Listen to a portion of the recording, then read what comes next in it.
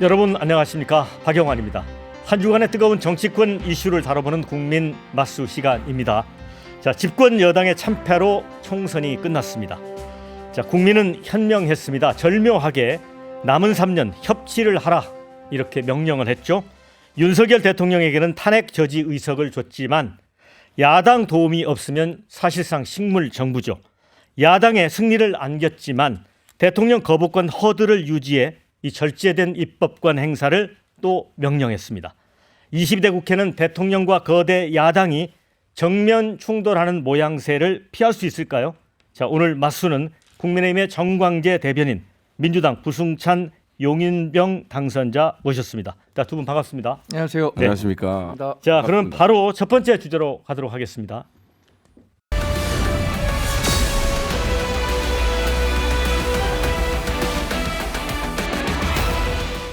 본격 토론 들어가기 전에 이제 두 분, 우리 정 대변인은 이제 당 선거 네. 치르느라고 고생을 하셨고, 부승찬 당선인은 용인병 치열한 접전 끝에 예. 당선이 됐습니다. 몇 표 차였죠? 851표 차입니다. 851표 차. 예. 전국에서 가장 적은 표 차인가요? 아닙니다. 그건 아니고요. 590. 성산인가가 가장 창원 성산인가가 가장 적은 표차. 제가 한 5위 안에 들 겁니다. 네. 어쨌든 개표 방송 지켜보면서 좀 피가 말랐죠. 그렇죠. 왜냐하면 출구 조사가 10% 앞서는 걸로 나왔는데 그러고 나서 약간 안심 아닌 안심이 되더라고요.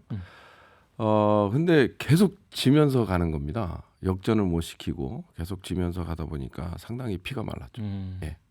자, 용인병이 이전에 있었던 뭐 대통령 선거 네. 이런 데서는 민주당이 꼭 유리한 곳은 아니었죠. 예, 민주당이 20년 동안 딱 한 번 이제 21대 때 5천여 표 차로 한 번 이겨보고요. 한성교 전 의원이 사선을 하고 아하. 대선 때 상당히 10,000표 이상 치고 그다음에 이제 지선 때도 그 정도 차이로 치고 그래서 험지라고 생각을 하고는 있었습니다. 선거운동 과정에서 느꼈던 민심이랄까요? 짤막하게 얘기하신다면. 저는 이제 선거운동 전략을 수지가 상당히 이제 에어리어가 좁습니다. 네. 그러다 보니까 차량을 이용한 선거운동은 안 했고요. 실질적으로 걸어서 도보형 선거운동을 한 5개월 정도 했습니다. 5개월 정도 하면서 산 위에 있는 아파트까지 다 찾아갔으니까요. 거기 상가 뭐 1명, 2명 있는데도 다 찾아가서 인사드리고 그래서 반응들이 상당히 괜찮았는데 네. 실제 이제 개표 과정에서는 안 좋게 나오니까 상당히 그랬었죠. 자, 우리 정광재 대변인, 네. 이제 국민의힘은 이제 3연패입니다. 네, 국회의원 그렇죠. 선거에서 네. 지금 이제 분위기가 뭐 안 좋겠죠. 한동훈 비대위원장도 지금 물러났고요. 어젠가요? 민주당이 이 선대위 해단식을 하는 모습을 봤는데 저희는 지금 선대위 해단식이라고 할 만한 마땅한 행사를 갖지 못할 정도로 그게 뭐 예. 단편적으로 가장 우리 당의 분위기를 보여주는 게 아닌가 생각이 듭니다. 개표 방송 상황실도 한 12시 정도에 철수를 하는데 제가 2020년 선거에서는 국회 반장이어서 그때 상황도 좀 기억하고 있지만 그때 굉장히 역대급 참패라는 평가를 받았음에도 불구하고 그래도 한두 시까지는 이 개표 상황실 불이 켜져 있었는데 12시 조금 넘어서 개표 상황실 불이 꺼지는 걸 보고 이번 선거 결과에 대한 우리 당의 평가가 고스란히 그런 한 장면에 담겨 있는 건 아닌가라는 무거운 마음으로 저는 개표 방송을 다른 방송국에서 진행했습니다. 예. 그래도 이제 108석이면 지난 21대보다는 이제 5석 늘어난 거 아닙니까?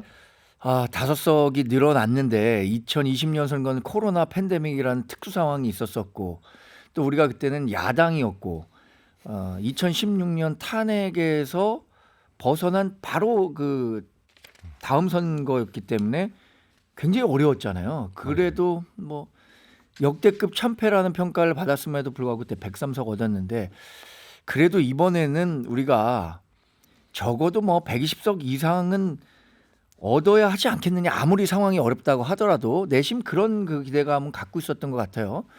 저는 선거 전에는 대략 한 115석 정도 받을 수도 있겠다라고 생각했는데 당에서는 제가 기대했던 것보다는 조금 더 높은 수치를 목표로 했었던 것 같습니다.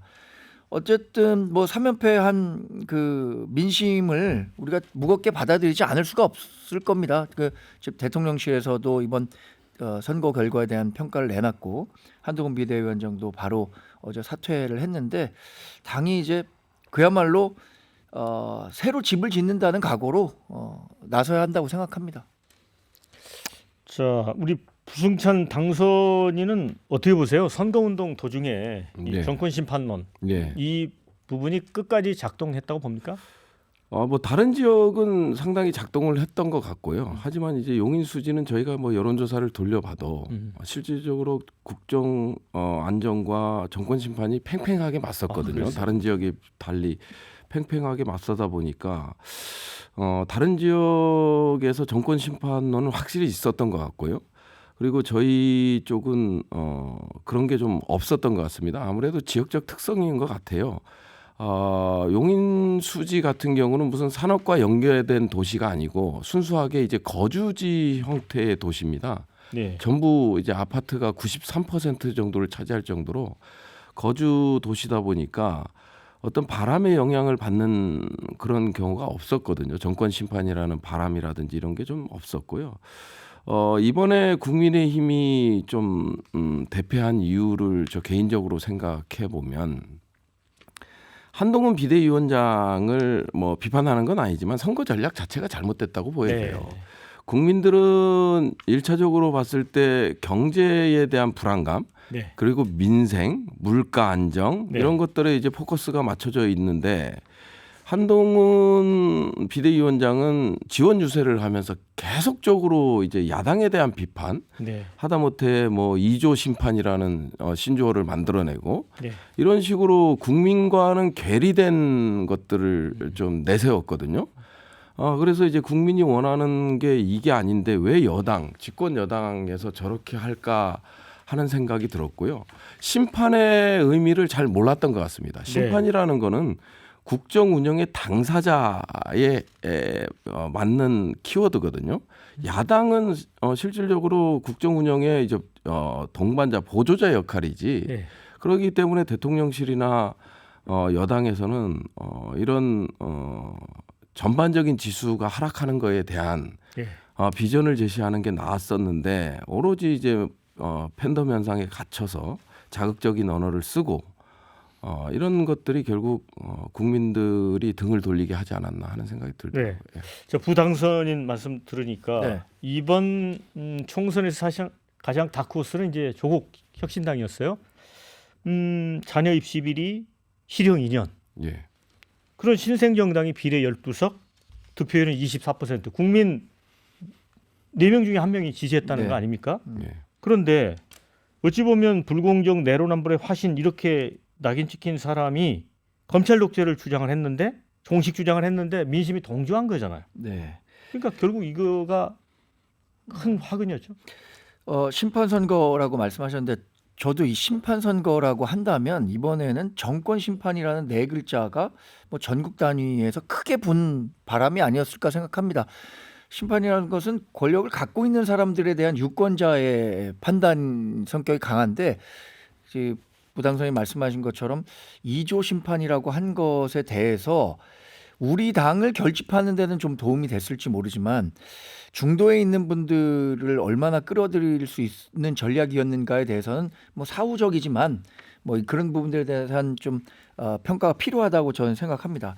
그리고 조국 혁신당이 25%에 가까운 그러니까 국민 4명 중 1명이 조국 혁신당의 비례대표를 찍은 것에 대해서 사실 뭐 초현실적이다라고 생각하는 분들도 많을 거예요. 이 조국 혁신당을 뽑지 않은 나머지 분들은 어떻게 조국 혁신당에 투표를 할 수 있는가라고 생각할 수 있지만 그런 현실이 또 존재하는 게 우리 대한민국 정치의 현 상황이거든요.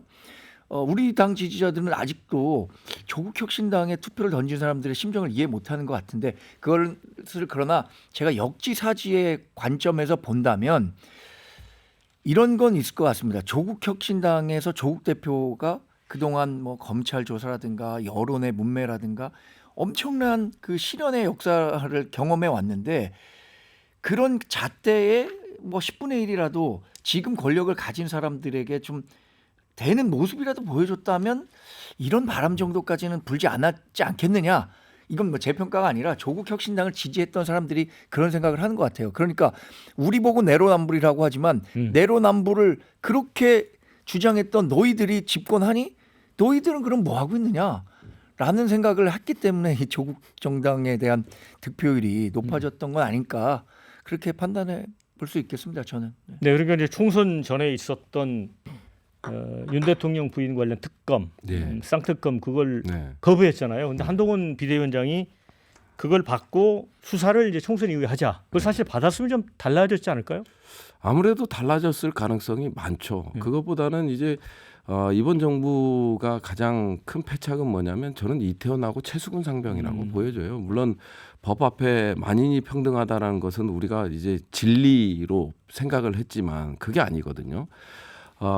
대한민국 특히 윤석열 정권에서의 법은 결국은 권력자에 의해서 사용되는 도구에 불과했다라는 생각이 들 수밖에 없는 거죠. 네. 그러다 보니까 이제 조국 혁신당이라는 선명성을 가진 네.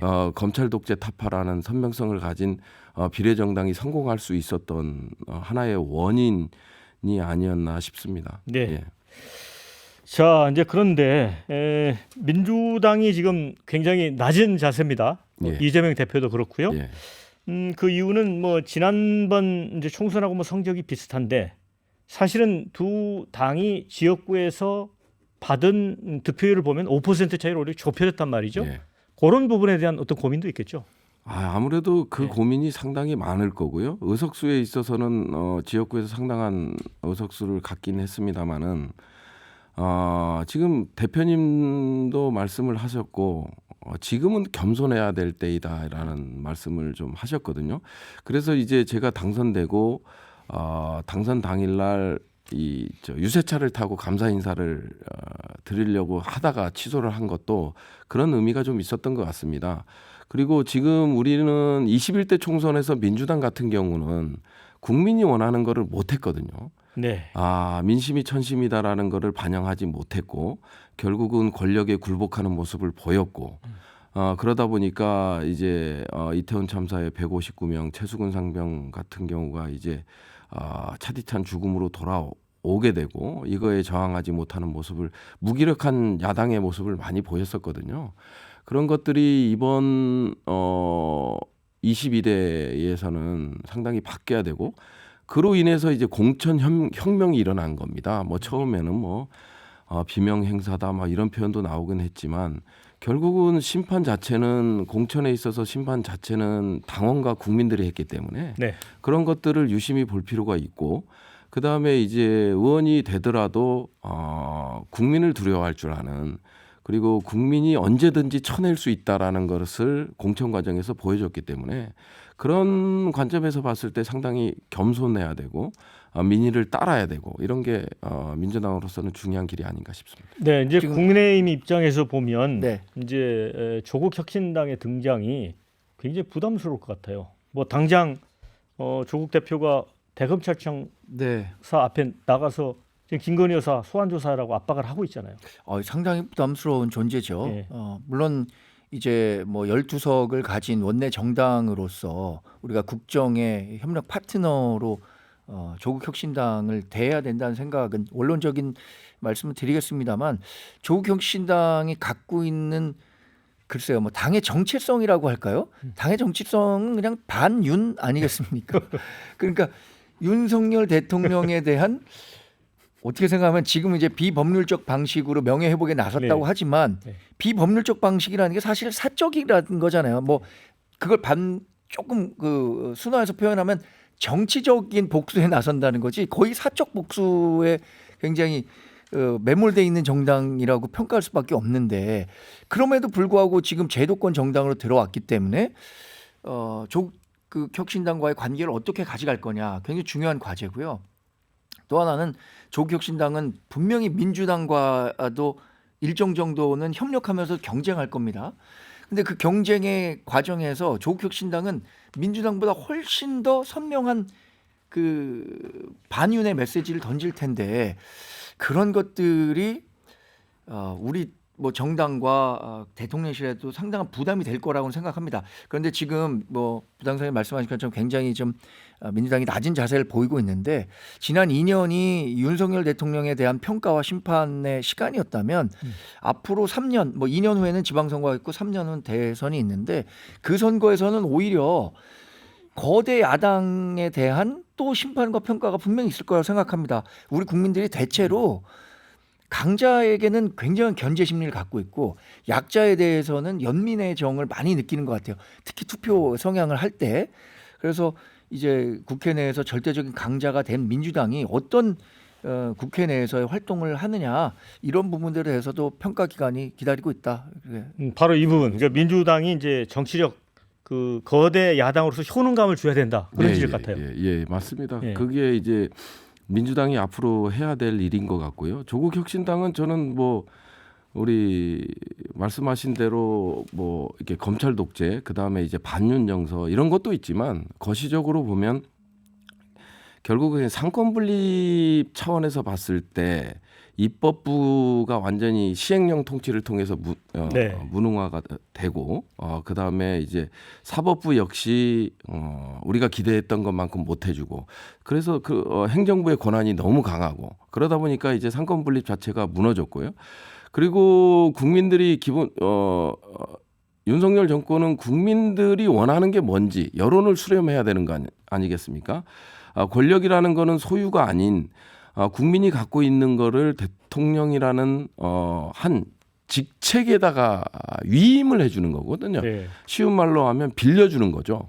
빌려주는 건데 이제 국민에 대해서 책임을 지지 않고 이런 것들 때문에 조국 혁신당에 바람이 불었다고 생각하거든. 물론 반윤 정서이기도 하지만 이제 상권 분립이 체계가 무너지는 민주주의 국가에서 상권 분립의 체계가 무너지고 한축에서는 이게 수평적 책임성이 무너지는 거고 그 다음에 다른 한쪽에서는 국민에 대해서 책임지지 않는 수직적 책임성이 무너짐으로써 민주주의의 후퇴와 위기를 가져온 거죠. 그거를 이제 조국 혁신당이 상당히 파고들었고 그 점에 있어서 이런 바람, 국민 4분 중에 한 분이 조국 혁신당을 선택하게끔 하는 그런 파란을 일으킨 게 아닌가 싶고요. 이게 상당히 민주당 입장에서도 부담이 될 수밖에 없습니다. 또 이제 이렇게 많은 의석을 밀어줬는데도 불구하고 또 다시 21대 전체를 밟는다면 아까 말씀하신 대로 국민은 강한 집단, 강한 자에게 심판을 내리듯이 이번 지방선거나 다가올 지방선거나 대선에서 또 민주당이 위기를 맞을 수 있는 그렇게 될 수밖에 없는 상황으로 갈 수도 있겠죠. 네. 정광재 대변인 이제 지도 체제를 빨리 재정비를 해야 되는데 그 짤막하게 어떻게 할 건지. 예. 일단 비대위원장 사퇴로 비대위 체제는 이제 소멸이 된 거고요. 윤재욱 원내대표가 대행 체제로 당대표 대행 체제로 원래 비대위 임기가 5월 말까지였습니다. 네. 근데 6월에 개원을 하거든요. 6월 1일에. 그러면 5월 말까지는 윤재욱 원내대표 체제의 대행 체제가 유지되다가 6월 이후에 원 구성이 된 후 정식 전당대회를 하겠죠. 네. 전당대회를 준비하는 기간, 물리적 기간들을 고려하면 대략 뭐 6월 말에서 7월 초에는 전당대회를 통해서 새로운 당대표를 선출하지 않을까 이렇게 기대하고 네. 있습니다. 자, 두 번째 주제로 가보겠습니다.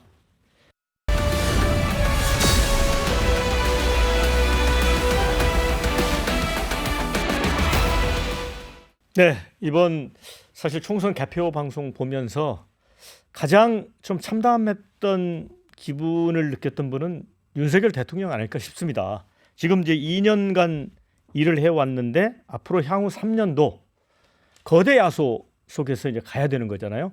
87년 이 직선제 이후에 이렇게 임기 내내 그런 경우는 처음이라고 합니다.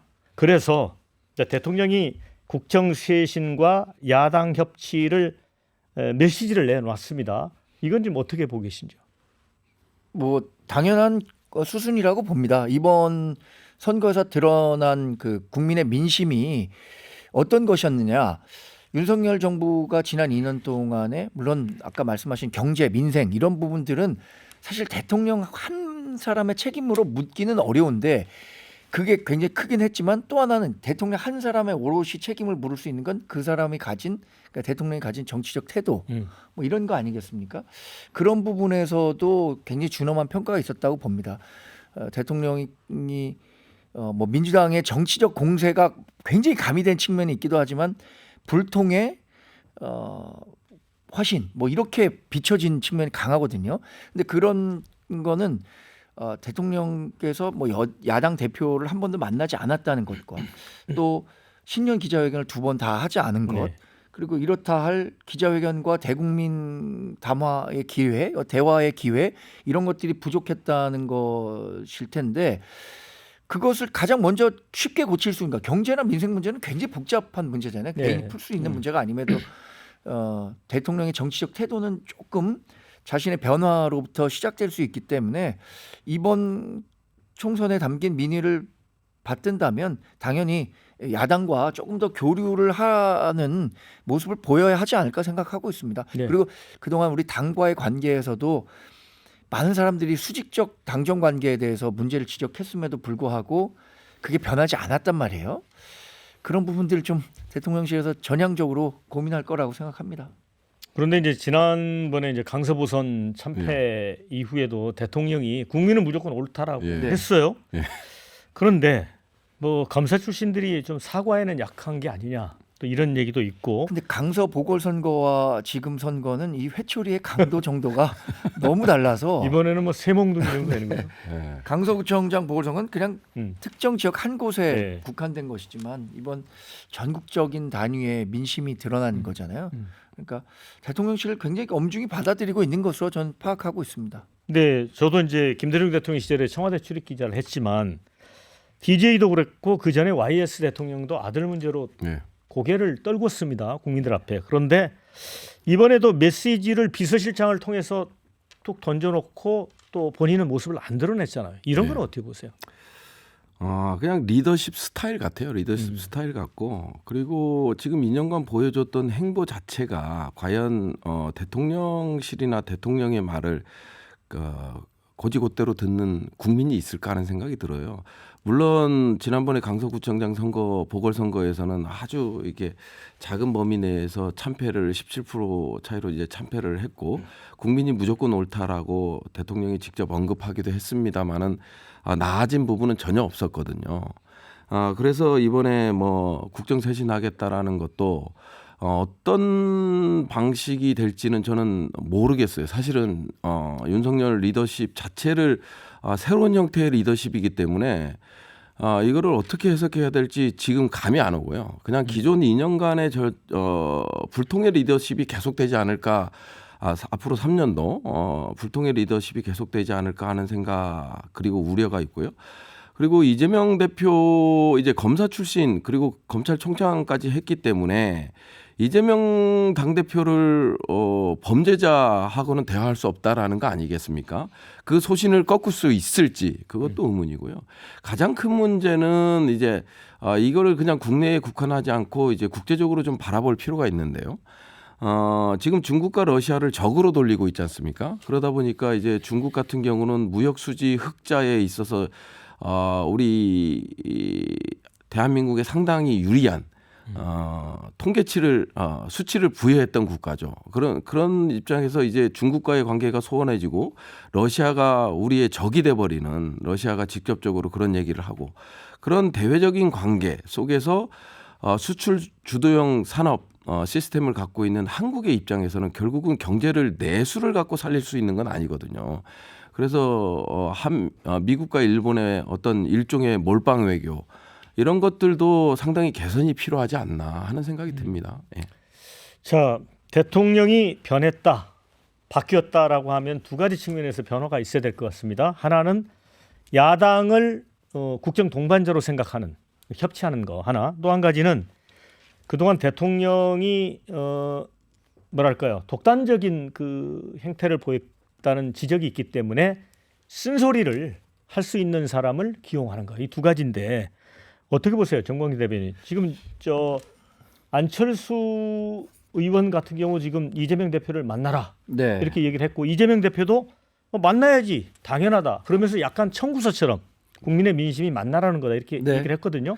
뭐, 어떻게 될 것 같습니까? 저는 윤석열 대통령이 뭐 그 시기가 뭐 아주 단기간이 될지 뭐 한 두세 달이 더 될지 아니면 뭐 6월에 개원을 하고 나서일지는 모르겠지만 어떤 그 개원이라는 특수한 그 상황을 고려해서 그 시점을 계기로 이재명 당대표를 만날 가능성이 굉장히 크다고 봅니다.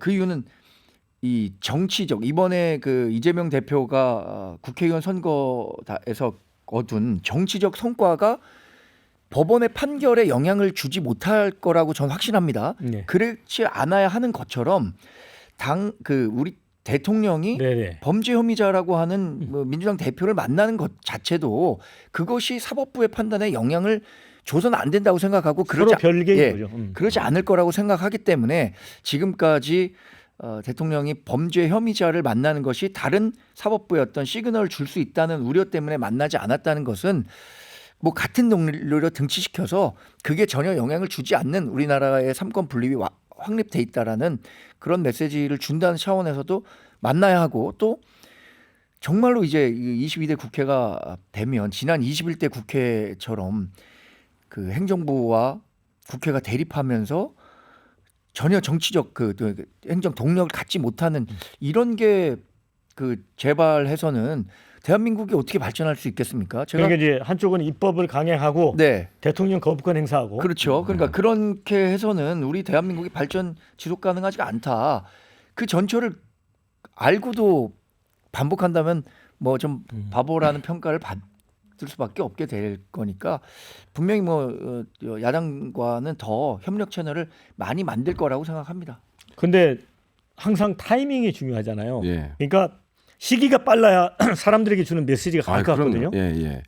제가 봤을 때는 변수들이 있습니다. 결국은 이제 김건희 특검법이 재발이 되는 거죠. 김건희 특검법이 재발이 되고 대통령으로서 이제 영부인인 김건희 여사를 지키겠다라는 신념 자체가 강했고 그 다음에 이제 김건희 특검법이라는 명칭 자체도 사용할 수 없게끔 하는 그런 불쾌감을 드러낸 적이 있기 때문에 이 특검법이 상당히 변수가 될 것 같고요. 이번에 총선에서의 민심은 결국 김건희 특검법을 다시 가라는 거고 그다음에 이태원 참사도 마찬가지고요. 최수근 상병이 특검법들이 결국 권력자를 향하고 있는 거거든요. 그 권력자를 향하고 있는 상황에서 이 대통령이 야당 대표를 만날 수 있을까 하는 우려도 좀 있습니다. 당연히 만나서 이제 타협하고 같이 지금 위기에 빠진 경제 그리고 민생 파탄 이런 것들을 좀 해결해 나가는데 머리를 맞대야 되는 게 이제 정상적인 정치의 논리고 원리인데 결국 그런 변수들을 앞에 두고 대통령이 과연 야당 대표를 만날 것인가 하는 거에 대해서는 약간 의구심을 갖고 있습니다. 네. 자 이제 후임 총리 관련해서는 여러 사람이 이제 하마평에 오릅니다.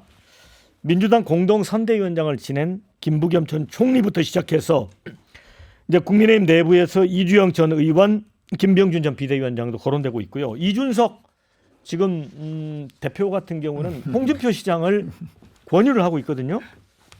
유승민 전 의원을 또 거명하는 의견도 있어요. 네. 우리 정광희 대변인은 누가 적임자로 봅니까?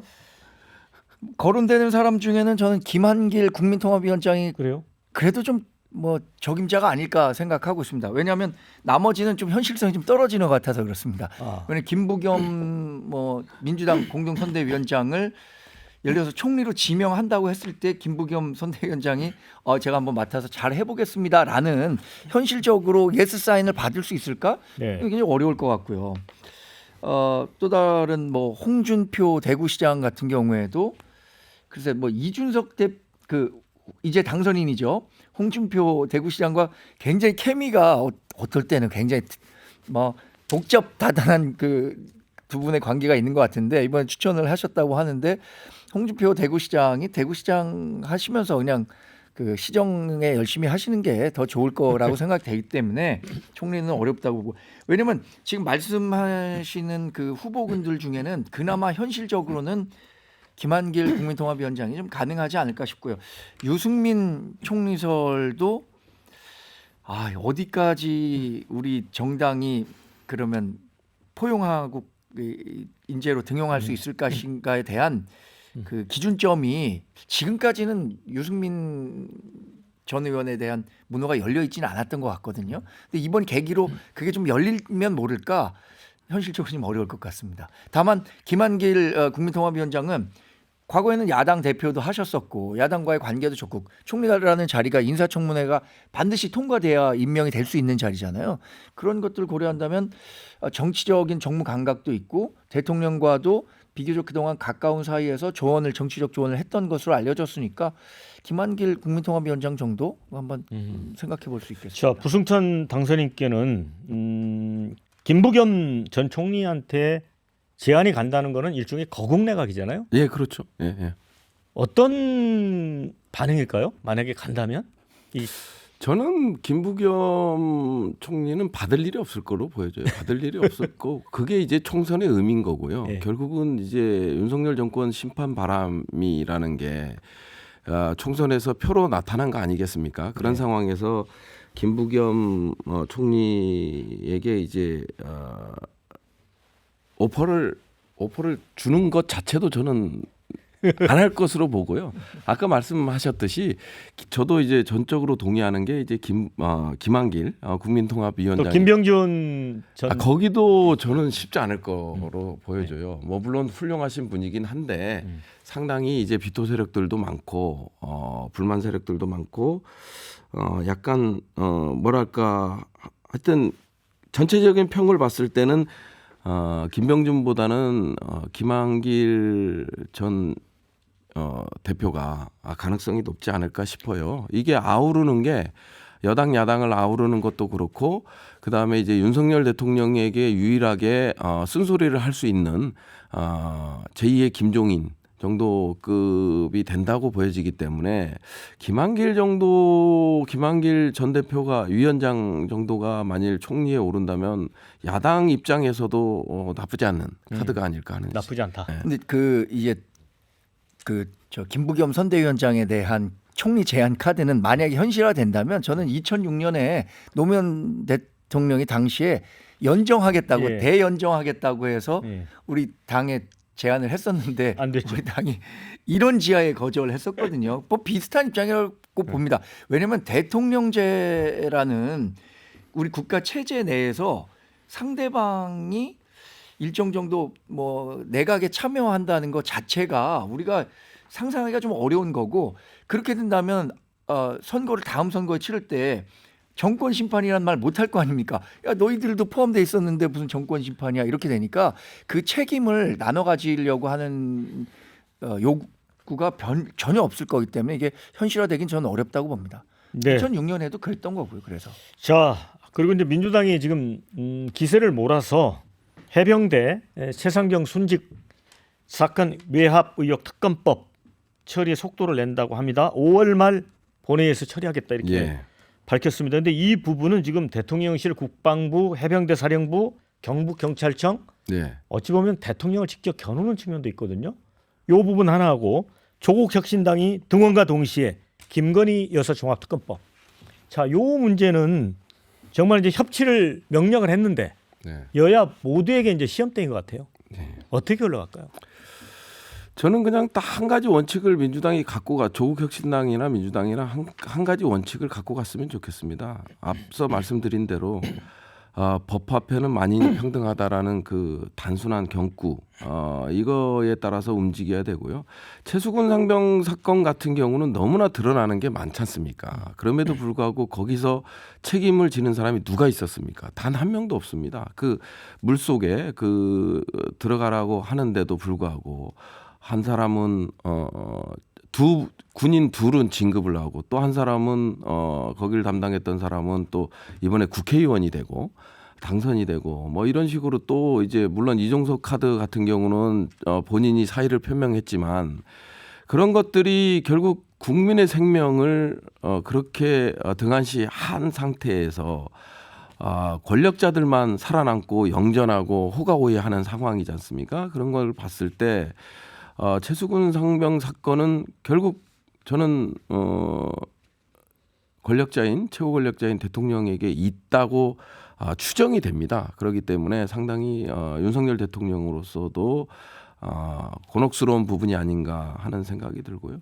김건희 특검법도 국민이 저는 요구하는 거로 보여집니다. 국민이 요구하는 것이기 때문에 이런 것들을 다시 이제 민주당이나 조국혁신당이 이 종합특검법을 발의하지 않는다면 이번 총선의 의미는 사라질 거고 국민의 민의는 반영이 되지 않는 것이기 때문에 결국 이 부분에 대해서는 다음 지방선거나 대선에서 국민이 다른 회초리를 들 가능성이 높기 때문에 반드시 가야 되는 걸로 본다. 네, 정광진 대변인. 이 두 특검은 네. 이번 총선에 민의가 그렇게 하라고 시킨 거다라고 하거든요. 참 어렵겠어요. 영향을 뭐 전혀 미치지 않았다고 할 수는 없겠죠. 그럼 이번에 받아들일까요?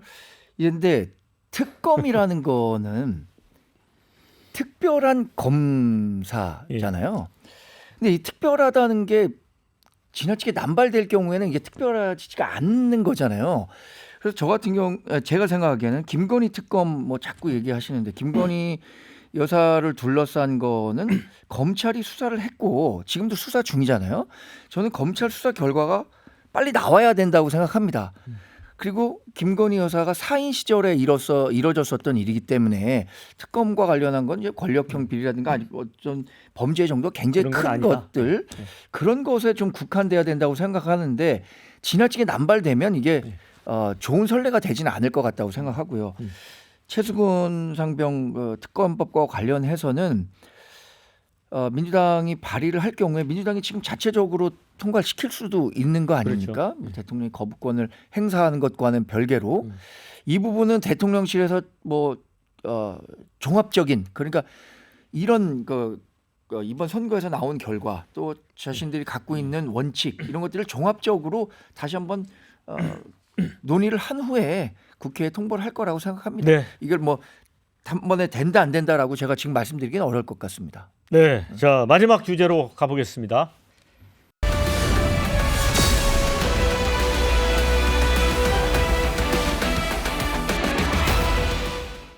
자, 이번 총선에서 여러 이제 정치인들의 운명이 엇갈렸죠.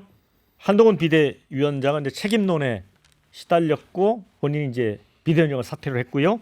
자, 이재명 대표는 상당히 당내 지배력을 강화한 측면이 있었고 또 조국 혁신당 조국 대표는 대권 후보로 우뚝 섰다. 또 이런 얘기도 나올 정도입니다. 그다음에 이준석 개혁신당 대표도 나름 성과를 거뒀습니다. 자, 먼저 여당부터 보면은 한동훈 비대위원장이 그런 얘기는 했어요. 비대위원장을 그만두면서도 나라만 생각하겠다. 이런 얘기를 했죠. 나라를 걱정하며 살겠다. 네, 그러면 정치는 하겠다는 거죠, 계속. 네, 그렇습니다. 뭐 한동훈 비대위원장이 계속 얘기했었잖아요. 자기 뭐 유학설이 제기됐을 때도 난 배울 때가 아니라 봉사할 때다. 네. 그리고 공공선을 위해서 일하겠다. 뭐 나라 걱정하면 살겠다라는 것 자체가 정치를 계속하겠다라는 메시지고 한국 정치가 정말 다이나믹하다는 것을 지금 앞서 언급한 4명의 이번 그 총선 결과만 봐도 알 수 있을 것 같아요. 한동훈 비대위원장은 그렇게 승승장구하다가 한 번에 이렇게 뭐 추락이라고 하기는 어렵지만 입지가 굉장히 어려워졌고 이재명 당대표 굉장히 공고해졌죠. 아마 이대로 가면 다음 대선 후보는 이재명 당대표 외에 민주당에서 누가 나올 수 없을 것 같고요. 조국 대표 같은 경우에는 정말 실형을 받는 게 거의 기정사실화 되다시피 한 분이잖아요. 이제 대법원 판결이 남았지만 제가 한번 찾아보니까 1, 2심에서 형사사건의 경우에 모두 유죄 판결을 받은 게 대법원에서 파기환송되는 확률이 1%도 안 된다고 하더라고요. 그러니까 그 정도로 어려운 상황인데 그럼에도 불구하고 정치적으로 완벽하게 제기했고 이준석 대표는 누가 보더라도 다 이제 정치 인생이 끝나는구나 싶었는데 어려운 상황에서 제기해 온 걸 보고 야 한국 정치가 정말 다이나믹하다 이렇게 생각했는데 저는 한동훈 위원장 같은 경우엔 일정 정도의 휴지기가 분명히 필요하다고 봅니다. 다음 뭐 당권에 도전하는 거 아니냐라는 의견들도 있지만 지금 원외 인사고 이번 선거에서 졌는데 바로 다음 전당대회 통해서 당권에 도전한다? 이러기 쉽지 않을 것 같습니다. 자, 이제 부승찬 당선인께는 이제 이재명 대표는 이제 대권 가도가 어찌 보면 굉장히 탄탄해졌다. 네. 이렇게 봐야 될 것 같고요. 또 이제 더군다나 이제 8월 전당대회에서는 추대설까지 나오고 있어요. 어떻습니까? 왜 웃으시는 겁니까, 우리 당선인님? 아니 뭐 그거는 뭐 이제 전당대회 룰이 있기 때문에 그거를 따르는 게 이제 원리라고 보고요. 한동훈 위원장 같은 경우는 확실히 이재명 대표와 비교했을 때 저는 재기 가능성은 없다고 보여져요. 네. 뭐냐면 이번에 비대위원장을 하면서 명확히 보여줬거든요. 국정 철학이라든지 정치 철학 자체가 없는 그런 모습을 보였기 때문에 일정 부분 이 패배에 대한 책임에서 자유로울 수 없고 그래서 좀 더 인고의 시간을 가져야 된다라는 말씀을 드리고 싶어요. 그게 뭐냐면 윤석열 대통령도 마찬가지거든요. 기존에 우리 대통령을 역대 대통령들은 기본적으로 기본적인 정치 철학을 갖고 있었거든요. 네. 그런데 윤석열 대통령부터 뜬금없이 대통령 자리에 오르는 그리고 한동훈 위원장도 뜬금없이 비대위원장이 되면서 정치계로 들어왔거든요. 그런 것들이 아무것도 아닌 것 같지만 그런 경험과 인고의 시간과 이러면서 체득되는 게 있는 거고 그런 방식에서 이제 국가가 운영이 돼야 되는데 그게 아니라 이제 검찰의 논리 단순한 특수 조직에 의한 논리로 운영하려고 하다 보니까 이런 것이 있어서 저는 한동훈 위원장 같은 경우는 재기 가능성은 상당히 낮다. 당분간 단기적으로는. 그다음에 이준석 같은 경우는 민주당이 우선적으로 공천 과정에서 좀 전략적 미스를 한 부분이 있다고 보여져요. 네. 거기 이제 공영훈 대표이사 같은 경우 후보인 경우에는 이제 자식 문제로 인해서 상당히 혹독한 거를 고초를 겪었잖아요. 그리고 이제 실질적으로 봤을 때 토론회에서 이준석 대표가 아닌 것, 실제 거주하고 있는 거와 관련된 허위사실 부분도 정황이 의심되는 부분도 토론회에서 얘기를 했고 그러다 보니까 이준석 문제는 조금 더 지켜볼 필요가 있다. 과연 이준석 대표를 개혁신당 대표를 국민의힘에서 또 다시 받아들일 것인가? 뭐 이런 문제들도 상당히 있기 때문에 대권 가도에 있어서 영향력이 있을까? 물론 지난번에 윤석열 대통령 같이 대통령을 만드는 데 있어서 뭐 조력자 역할을 할 수 있지만 대권 가도의 어떤 급행열차를 탔다라는 거에는 동의하지 못하겠고요. 그 다음에 우리 말씀하셨다시피 조국 대표 같은 경우에는 사법 리스크가 사실 너무 큽니다. 1심과 2심에서 실형 2년형을 선고받았기 때문에 과연 이게 대법원에서 판결이 과연 어떻게 나오느냐에 따라서 대권 가도로 올라서느냐 안 서느냐 이제 갈림길이 있는 거고요. 이재명 대표는 이제 당대표 추대설을 떠나서 완전히 안착은 됐다. 이번 총선을 거쳐서 이제 안착이 됐기 때문에 얼마만큼 실수를 줄이고 그다음에 국민이 원하는 바를 잘 수용해서 그거를에 대해서 정치력을 발휘하느냐. 이게 상당히 3년간 중요한 관전 포인트가 아닐까 싶습니다. 근데 그 한동훈 비대위원장의 정치적 재기 가능성에 대해서는 낮게 평가하셨는데 저는 우리 보수 정치인으로 다음 이제 3년 후에 대선이 치러지는데 3년간의 기간이 굉장히 뭐 길다면 길고 짧다면 짧은데 한동훈 비대위원장은 분명한 재기의 기회를 마련할 수 있을 거라고 생각합니다. 지금 비대위원장은 말씀하신 것처럼 뭔가 좀 준비가 되지 않은 상태에서 등판했기 때문에 자기 실력을 충분히 발휘하지 못했을 수도 있고 또 하나는 이 자리가 추대된 자리 그러니까 자기가 그 정치적 투쟁이나 노력의 결과로 얻어낸 자리가 아니기 때문에 권한을 행사하는 데 있어서도 상당히 제한적일 수밖에 없었던 것 같아요. 그러니까 대통령실과의 관계에서도 각을 세우는 듯한 모습이었지만 그럼에도 불구하고 마지막엔 또 그 국민들 보기에는 역시 이 수직 관계가 계속되고 있구나라는 인상을 줄 수밖에 없었는데 한동훈 비대위원장이 권력 의지를 얼마나 갖고 정치에 헌신해서 남은 기간에 뭐 저는 뭐 여러 가지 계기가 있을 거라고 생각합니다. 한동훈 비대위원장이 다시 그 정치 일선으로 돌아오는 그런 기회를 보면서 자기의 그 내공을 좀 쌓는 기간이 필요하겠지만 분명히 재기할 기회는 올 것이다라고 보고 있습니다. 네. 그런데 이제 조국 대표 같은 경우에는 일부 파기환송이 이루어질 수도 있다는 분석도 최근 나옵니다. 그 이유가 그 유재수 감찰 무마 사건 그 부분은 법리적 해석이 좀 차이가 있대요. 그러니까 입시 비리 건에 대해서는 유죄를 인정하더라도 유재수 감찰 무마 사건에 대해서 일부 파기환송을 해버리면 그게 최종 판단 내는데 3년 이상이 걸릴 수도 있다는 얘기도 있더라고요.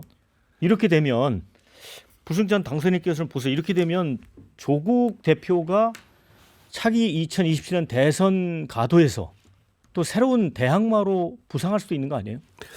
저는 뭐 현실적인 상황을 고려했을 때 뭐 유재수 감찰 무마 이거와 관련돼서는 파기환송이 되고 실질적으로 이제 그런 결과가 사법적 결과가 나온다면 뭐 이게 새로운 리더 반열에 오를 수는 있지만 네. 지금 총선이 보여줬던 거는 결국은 이재명 체제에서 이게 민주당이 결집하는 모습을 보여줬고 그 다음에 비례정당 미래연합 비례정당에서도 나름의 성과가 있었거든요. 나름의 네. 성과가 있었기 때문에 진보 세력하고 통합했죠. 예.